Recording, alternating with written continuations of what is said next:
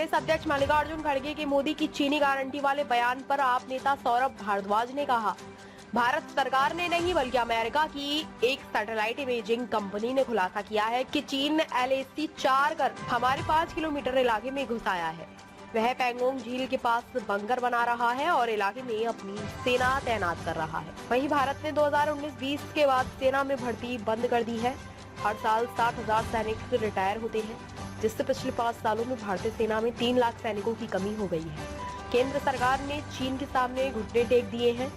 चीन अपने अधिकांश व्यापार के लिए भारत पर निर्भर है, लेकिन हम चीन के साथ अपने व्यापार को रोक नहीं पा रहे हैं। देखिए, बड़ी गंभीर बात है कि ये बात कोई भारत की सरकार नहीं, अमेरिका स्थित एक सैटेलाइट इमेजिंग कंपनी बता रही है कि चीन LAC से करीब 5 किलोमीटर आगे बढ़ के भारत की जमीन पे पेंगोंग लेक में बंकर बना रहा है।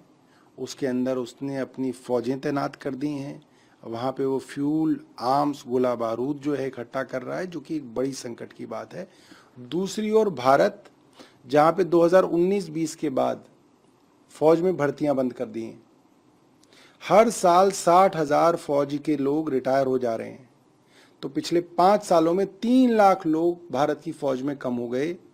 हम फौज के अंदर जो है लोगों को भर्ती नहीं कर रहे हैं, देश में बेरोजगारी फैला रहे हैं और चीन जो है हमारे घर में घुस रहा है। ये बहुत गंभीर बात है और केंद्र सरकार को इस पर तुरंत कार्रवाई करनी चाहिए।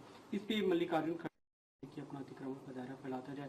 बीते दिनों गलवान वैली में जो हुआ था उसे लेकर सवाल उठा, भी उस पर विपक्ष लगातार हमले करता है सत्ता पक्ष पे। आपको लगता है कि ये बड़ी चुनौती आने वाले दिनों? केंद्र सरकार ने चीन के आगे घुटने टेके हुए हैं। चीन का ज्यादा व्यापार भारत से है, भारत के ऊपर आश्रित है चीन, मगर हम चीन के साथ व्यापार नहीं बंद कर पा रहे हैं।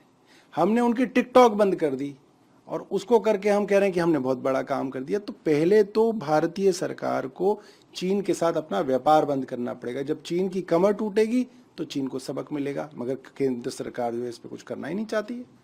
अभी जो नेता प्रतिपक्ष हुई थी उसे लेकर लगातार विपक्ष भी सवाल खड़े कर रहा है। जयराम रमेश ने ट्वीट किया प्रधानमंत्री पे बायोलॉजिकल शब्द के द्वारा कटाक्ष करते हुए कि वो विदेश दौरे पे और नेता प्रतिपक्ष देश में उन इलाकों में जहाँ पे लोग चुनौती से का सामना कर रहे हैं। देखिए, ये बहुत गंभीर समस्या है। ये देश की इंटरनल सिक्योरिटी से डायरेक्ट संबंधित है। नॉर्थ ईस्ट जहाँ पे चाइना धीरे धीरे अपने कदम बढ़ा रहा है, उसी नॉर्थ ईस्ट के अंदर जहाँ पे दशकों तक डिस्टर्बेंसेस चली, अलगाववाद चला, इंसर्जेंसी चली, उस नॉर्थ ईस्ट के अंदर एक पूरा राज्य लगभग सिविल वॉर की तरह जो है 1 साल से जल रहा है और देश का प्रधानमंत्री वहां पे जाना ही नहीं चाहते हैं। ये तो बहुत शर्म की बात है। आपके पास विदेशों में घूमने का समय है, आपके पास अपने देश के अंदर हाथरस जाने का समय नहीं है। और विपक्ष के नेता लगातार जो है ऐसी जगहों पे जा रहे हैं। ये भारतीय सरकार के लिए बहुत बड़ी चुनौती है।